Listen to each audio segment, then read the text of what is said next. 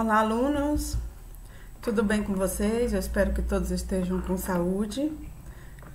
Diante da pandemia que estamos enfrentando, saúde é o que mais desejamos para nossos familiares, né? Nossos próximos, e que todos possam passar por essa pandemia com o mínimo de consequência possível, né?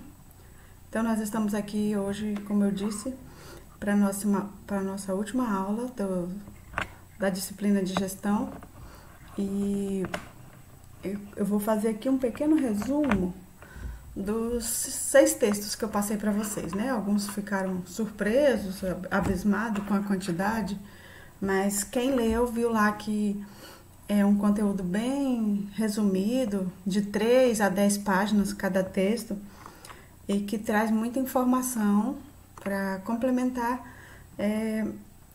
o objetivo da nossa disciplina. Então, diante disso, eu desejo que todos leiam, tá? Eu acredito que muitos já leram, e após essa aula vai ter a última avaliação.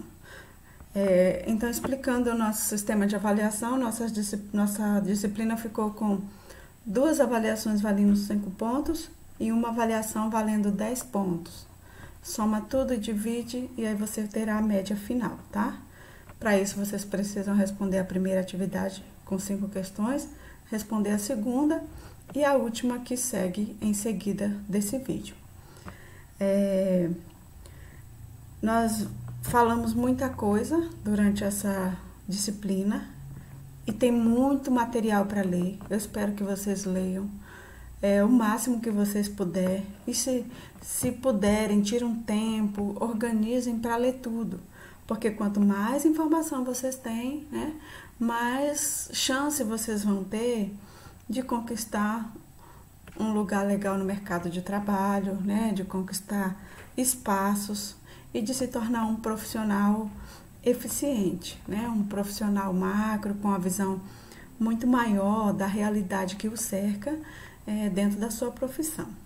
Então, para fechar a nossa disciplina, nós vamos trabalhar as tendências do mercado e as novas estratégias de gestão em farmácias e drogarias. Então, nós vimos um pouco do histórico da farmácia, né? O tanto que evoluiu, e com essa evolução da sociedade e, infelizmente, também de algumas doenças, as farmácias elas tiveram que se reestruturar e se organizar, e não somente administrativamente, mas em estratégias de gestão, para se manter em um mercado que se tornou tão competitivo e acirrado. E aí, diante disso, nós vamos para o nosso primeiro texto, o texto número 1, que foi o primeiro que a gente passou para vocês lerem, a entrevista que fizeram com o farmacêutico Avad, né? E ele é um farmacêutico e gestor no ramo de farmácias. E aí ele vem trazendo algumas ideias, algumas soluções para administrar uma farmácia e gerar lucros, né?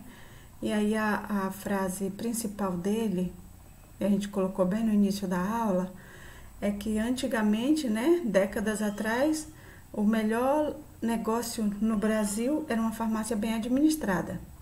E o segundo melhor era uma farmácia mal administrada. Ou seja, independente de como era gerida essa farmácia, ela dava lucro para o seu dono.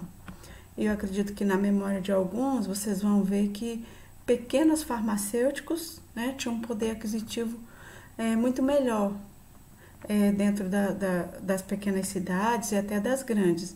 Então, não importava. Ele tinha uma farmácia, ele tinha certeza que ele ia vender e ter resultados. Só que aí, com o passar do tempo, as grandes farmácias, as redes de farmácias e drogarias no Brasil, elas foram, de certa forma, ampliando seus mercados, e essas pequenas farmácias elas foram literalmente sendo sucumbidas, né, por essas grandes farmácias. Então, aquele pequeno farmacêutico que não se reestruturou, não se adequou, muitos fecharam suas portas, porque não tinham condição e nem gestão estratégica para lidar com toda a estrutura de grandes redes que se estabeleceram, tá? E aí a gente sabe que isso ainda continua acontecendo, e um exemplo bem claro no nosso município, né? É a vinda da Extrafarma, e aí logo depois a outra rede veio, e aí a gente vê o que? Os pequenos farmacêuticos, eles tendem a criar novas estratégias para competir com uma grande farmácia que consegue ter um atendimento melhor, novas tecnologias e ter preços, né? Competir com preços muito mais acessíveis. E aí o farmacêutico Wade, ele diz que o que falta nas farmácias hoje é uma gestão financeira e contábil, considerando que a cada 10 farmácias, 9 pagam impostos indevidamente. E 73% dessas que pagam, que sonegam impostos, elas acabam pagando ainda mais do que se elas tivessem uma contabilidade justa e de acordo com o ramo que ela opera. E isso acontece por quê? Porque os farmacêuticos ou os donos das farmácias, eles não têm uma noção na contabilidade farmacêutica, que tem rúbricas diferentes, pagam impostos diferenciados, e por falta desse conhecimento, eles contratam um contador que também não é especialista na área, né, de farmácias. E aí acaba cadastrando uma empresa como se fosse uma empresa qualquer, e isso acaba prejudicando na venda desses produtos. Então, ele vende um medicamento que ele poderia pagar X imposto, se não for devidamente cadastrado, ele vai pagar como qualquer outro produto comercial. E aí acaba onerando muito essa questão. Então, um dos pontos principais que ele toca na entrevista é sempre essa questão, né?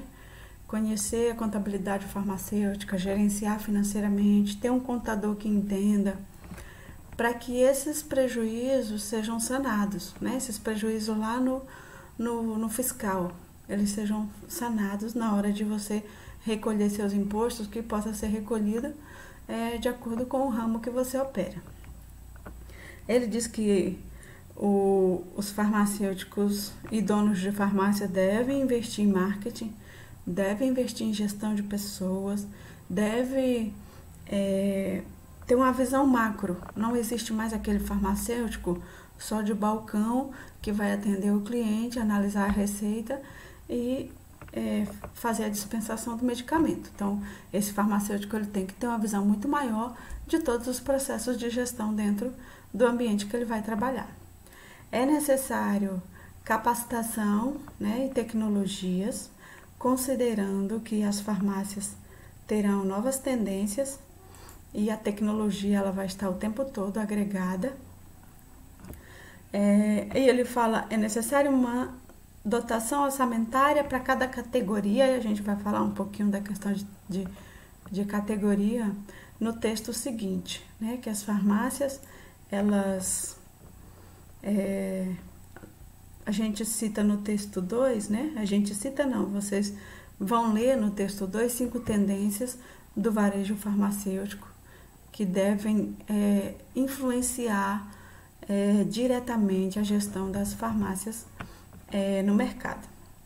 A primeira tendência é o gerenciamento de farmácias por categorias. Então, quando você vai hoje em uma farmácia e as gôndolas, né, que tende a desaparecer, mas as gôndolas elas estão lá, produtos de beleza, cosméticos, higiene, remédios para dor, antigripal. Então, tudo é organizadamente por cada categoria. Isso por quê? Porque os medicamentos isentos de prescrição médica, que são vendidos sem a receita, né? Pesquisas mostram o que o cliente vai buscar, né? Remédio para dor, né? Dor de cabeça, fígado, estômago. Então, diante disso, essas categorias elas devem estar em destaque. E aí você vai, por exemplo, comprar um antigripal e aí passa na gôndola de cosmético. Aí lá você já compra, né? Um produto de beleza, isso e aquilo. Aí no produto de higiene, então você acaba agregando mais produto do que a tua própria necessidade, só de forma que isso aqui esteja, né, bem gerenciado dentro das farmácias, bem destacado, e o cliente já vai no ponto. Outra tendência é a prescrição eletrônica na farmácia. O grande dilema em qualquer lugar é a questão de receita, né, de receita médica, por conta, inclusive, da letra do médico, né? Então, o farmacêutico não consegue compreender o que o médico escreveu. Então, isso ainda é um desafio muito grande para a venda de medicamentos. E uma pesquisa, vocês leram lá, que uma pesquisa americana relata que os farmacêuticos precisam consultar o médico muitas vezes para tirar dúvidas sobre o que ele receitou, né? Sobre o que ele prescreveu. E com essa prescrição eletrônica, tudo se tornaria muito mais fácil. Então, já tem portarias de legislação sobre esse assunto no Brasil, mas ainda de 73, que a gente não tinha a tecnologia que tem hoje. Então, com a tecnologia que tem hoje, você chegaria na farmácia e ele consultaria os seus dados, né, eletronicamente, já estaria ali a receita, o medicamento, a dosagem e, claro, a assinatura eletrônica do médico, né, sem problemas nenhum. Mas poder nas mãos dos clientes. Então, por muito tempo, as farmácias ficaram vinculadas ao médico. Então, faziam parcerias com clínicas, isso e aquilo. Só que agora, a tendência das farmácias é o quê? É focar no cliente. Então, o médico é importante? Porque ele que prescreve. Mas esse cliente, ele não consome somente medicamentos prescritos por médico. Então, ele procura outros medicamentos isentos de prescrição, eles procuram outros produtos e também outros serviços, né? Que é a próxima tendência, que são os serviços farmacêuticos nas farmácias de varejo. Então, como funcionam esses serviços? As farmácias, a gente sempre cresceu pensando assim, o que faz na farmácia, né? Mede pressão, mede no sentido popular, né? Então, alguns tinham algum serviço, né, de aferir pressão, principalmente dos idosos, e não passava além disso. Só que esses serviços, eles estão cada vez mais, né, chamado de infusão farmacêutica, então eles estão cada vez mais complexos dentro da farmácia. Muitos dos serviços que são hoje hospitalares, então a tendência é que esses serviços se volte para o âmbito farmacêutico. Então, o farmacêutico, ele tem o seu escritório, o seu ambiente de atendimento. E quais são os serviços? Ele não vai assumir aqui o papel do médico, de maneira alguma, mas aqui vai agregar na função do farmacêutico novos outros serviços, como, por exemplo, a situação de problemas de diabetes, um acompanhamento mais de perto, né? Os médicos dos farmacêuticos oncologistas que acompanham aquele paciente com tratamento de câncer por muito tempo, que a gente sabe que é um tratamento demorado. Então, você tendo esse farmacêutico que cuida de você, além de vender o medicamento, essa é a tendência, né? Programas de combate ao tabagismo, programas de combate à obesidade. Então, esses serviços, a tendência é que eles se tornem cada vez mais comum no âmbito das farmácias. Inclusive, já tem farmácias que contratam, além do farmacêutico, o médico, né, para fazer esse atendimento, essa proximidade com o seu cliente.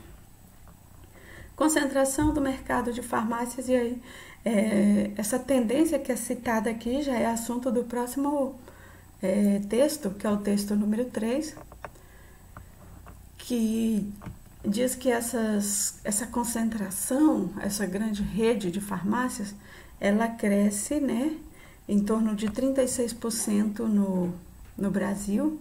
E aqui esse texto ele vem trazendo a realidade de Espírito Santo, um crescimento de 40%.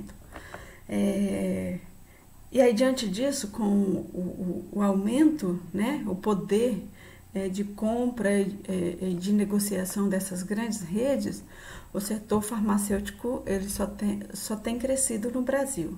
E aí nós temos exemplo de 2003, respondia por 14 bilhões em valores, né?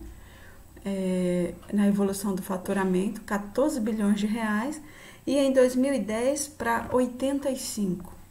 Então é uma crescente muito importante a partir do momento desse aglomerado, né? Dessa junção, dessa fusão de farmácias.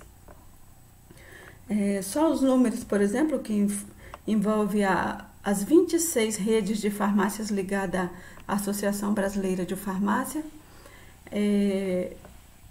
representa quase 9% de vendas, né? Venda de medicamento quase 10%, de não medicamentos 7%, vendas genéricas 6,42%, unidades totais de venda 324 unidades, tem aproximadamente 123 mil colaboradores, isso em 2017, né? Que representa 3% do mercado. Então, apenas essa grande rede de 26 farmácias, tá? 26 redes de farmácias ligadas à Associação Brasileira. Então, são alguns números dessa fusão. E o que eles mais vendem, né? Os mais vendidos no Brasil, aí nós temos aí descongestionantes, colírios, isso em milhões, tá? Analgésicos, pomadas, lágrimas artificiais, estomatológicos, relaxantes, anti-inflamatórios e beta-bloqueadores. É o percentual de cada medicamento no número de vendas no Brasil, isso em milhões. Aqui a fatia de mercado para as 5 maiores empresas do setor de farmácia. Então, a Raia Drogasil Sul, a Raia Drogasil, ela representa 11% da fatia do mercado no Brasil inteiro. 11% é dela. Drogaria São Paulo e Pacheco, 9%. Pague Menos, quase 6%. BR Pharma, 3,5%. E Panvel, 2,3%. Então, apenas 1, 2, 3, 4, 5 redes representam um número de 32% do mercado de farmácias brasileiras, concentrada em apenas 5 redes. E quem são os consumidores, né? A cor aqui está bem parecida, mas se você analisar, vamos analisar aqui o ano de 2014, onde 57% de consumidor pertenciam à classe C. Então, essa classe C é que tem uma renda de até 5 mil reais, né? Hoje, até 5 mil reais. Eles estão na classe C. Em 2030, esse número vai para 60%. Então, a grande maioria dos consumidores são aquela classe, né, de trabalhadores que ganham de 1.200 até 5 mil reais, que é a grande fatia do mercado consumidor. O que deve ser atentado aqui, ó, quanto maior a renda, né, a renda A e B, por exemplo, que são consumidores com a renda maior que 4.854, representam um número bem pequeno, né?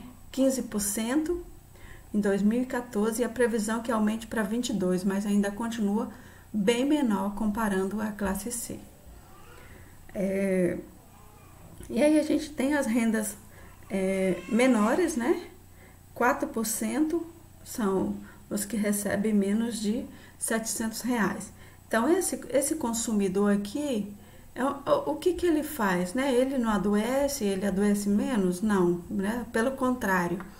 Mas o atendimento dele ainda está muito concentrado nas farmácias populares, nas farmácias gerenciadas pelas unidades básicas de saúde dentro do SUS. Então, eles ainda necessitam do atendimento público, então automaticamente o setor privado, a fatia que ele pertence é bem menor, tá? Aqui nós temos um exemplo da Grande Vitória no Espírito Santo. Eu deixei esse número aqui, apesar de não ser do nosso estado. O que a gente quer mostrar aqui é que, de acordo com a Organização Mundial de Saúde, o padrão, né, o padrão adequado seria uma farmácia para cada 8.000 habitantes. Só que tem bairros, na Grande Vitória, por exemplo, que tem uma farmácia para cada 783 moradores. Então, só nesse bairro de Cariacica tem 485 farmácias. Então, é muito farmácia, o volume é muito grande, né, do número de farmácias. E aí diante disso, a gente vai para o próximo texto, que é um assunto que dá continuidade a todos os outros, falando das tendências para esse ano, né? Só que, como esse texto foi escrito antes da pandemia, não é citado como se organiza esse mercado farmacêutico diante dessa pandemia, tá? Mas, assim, a tendência já seria o comércio online, que cresceu muito com o isolamento social, né? Isso provavelmente dentro do mercado farmacêutico também. E, além disso, o mercado de infusão, né? Que os atendimentos, eles aumentaram, os atendimentos de outros serviços. E essa questão de tratar o cliente não só como um comprador de medicamento, mas um cliente que deve ser atendido com serviços agregados, né? Valorizado. O farmacêutico oncológico, né? Que ele pega aquele cliente que precisa de um tratamento a longo prazo e ele fideliza aquele cliente. Então, se o cliente tem um tratamento aí de 5 anos e ele tem esse farmacêutico que vai cuidar dele, é óbvio que ele vai nessa farmácia. O público, nós vimos os gargalos do SUS, né, das unidades básicas e da assistência farmacêutica no SUS, e a gente sabe que com o envelhecimento populacional, esse gargalo vai se tornar cada vez maior, e aí automaticamente as pessoas procurarão, infelizmente, o serviço privado, né? Não vão encontrar o serviço necessário nas redes hospitalares e aí acabam indo para o serviço privado. E a farmácia agregando alguns serviços, essas pessoas acabam se dirigindo para esses serviços. Em 30 anos, né, o texto diz que a população do país ela envelhecerá 3 vezes mais. Então, hoje, 30% da população brasileira é uma população sexagenária, acima de 60 anos. E aí, com isso, essas pessoas, elas desenvolvem doenças crônicas e são clientes potenciais porque um idoso acima de 60 anos, ele toma no mínimo, né, segundo as pesquisas, no mínimo 5 medicamentos. E aí, automaticamente, as farmácias, né, a procura por farmácias para o mercado de varejo. E aí o texto número 5, ele vem falando da sua profissão, né, futuramente, nesse mercado tão promissor. Então, vocês viram aí que a farmácia o tempo todo ela está em expansão. E, consequentemente, tanto a sua profissão quanto a profissão de farmacêutico, ela tem se inovado, né? Ela tem ampliado seus horizontes. E aí que a gente sempre foca nessa questão da sua capacitação. Então, não adianta você passar 20 meses, estudou, tem um diploma e tal. Mas, além disso, você deve ter o quê? Conhecimento, né? Um profissional capacitado, um profissional que tem uma visão do todo, do macro, que está sempre estudando, sempre lendo. Então a gente fala, leiam o material, leiam o que você vê de notícias da sua área. O tempo todo você tem que estar se informando. As principais funções de vocês, né, dentro de uma farmácia: manipular e realizar controle de qualidade de medicamentos, cosméticos, em farmácia de manipulação, auxiliar a produção e controle de qualidade logística dos produtos em indústrias farmacêuticas, controlar estoque, dispensar, distribuir e dosar medicamentos em farmácias hospitalares, dispensar medicamentos em farmácias e drogarias e auxiliar nos processos administrativos de empresas ligadas ao ramo farmacêutico. E diante de todos esses serviços que são agregados às farmácias, obviamente precisarão de muito mais técnicos em farmácia para conseguir prestar esses serviços com qualidade. E aí o último texto, ele vem falando da pandemia. Vocês viram que eu coloquei lá uma reportagem sobre o parecer, né? As informações da Organização Mundial de Saúde. Coloquei as informações do governo, do Ministério da Saúde, falando o que ele aplicou. E é claro que as informações são hoje muito ideológicas, a gente não tem como fugir disso. Então, eles sempre vão defender que eles estão investindo, né? Que eles estão cuidando e que eles estão fazendo de tudo para combater. Mas aí, logo em seguida, também tem a reportagem de jornais lá dizendo que o governo não fez o suficiente e não está fazendo. E aí, quando você analisa, né, quase 60 mil mortes provocadas por essa pandemia, é um número muito, infelizmente, muito alto, né? São 60 mil pessoas que morreram. E a gente sabe que esse número, ele ainda não é o suficiente. Por quê? Porque esse número é a partir dos casos de morte que tiveram seus testes, né, confirmados que foi coronavírus. E a gente sabe que a testagem é muito pequena ainda no Brasil, né? É um número minúsculo diante de toda a realidade. Então, possivelmente, se tivesse uma testagem muito maior, provavelmente esse número seria maior. Então, diante disso, qual é a próxima atividade de vocês para encerrar, né? Para encerrar a aula? Essa daqui é a avaliação valendo 10 pontos. Vocês vão assistir a videoaula, vocês vão ler os textos todos e você vai fazer uma pesquisa na internet, né? Em jornais, revistas, né? Sistema de saúde, órgãos de saúde, sobre os impactos que o coronavírus provocou no setor farmacêutico no Brasil. Então, como eu disse, os textos que a gente trouxe, todos foram produzidos antes dessa pandemia. Mas aí a gente, durante a pandemia, como se comportou esse mercado, né? Ele tem suficiência para atender a demanda? E aí, quando fala esse mercado farmacêutico, é tanto privado, né, as drogarias e farmácias, quanto também o setor público, né? Como o sistema de saúde, a assistência farmacêutica pública está lidando com tudo isso. Então, essa é a última avaliação de vocês.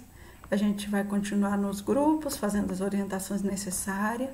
Eu espero que vocês tenham aprendido muito com essa disciplina. Se ficou dúvidas, né, pelo formato da aula, é o momento de vocês se debruçarem, estudarem mesmo. Esse momento é o momento do autoestudo, ou seja, você senta e estuda, né?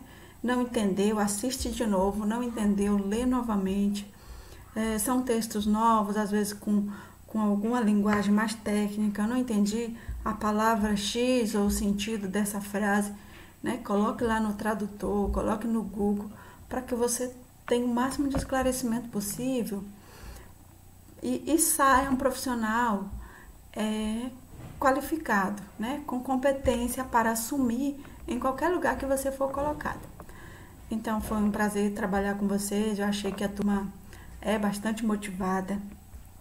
Sei que os desafios são grandes, mas a gente está aqui para se ajudar e passar essa fase o mais rápido possível, tá bom? Então, meu muito obrigada e continue firmes, que a próxima disciplina começa na quarta-feira. Beijos!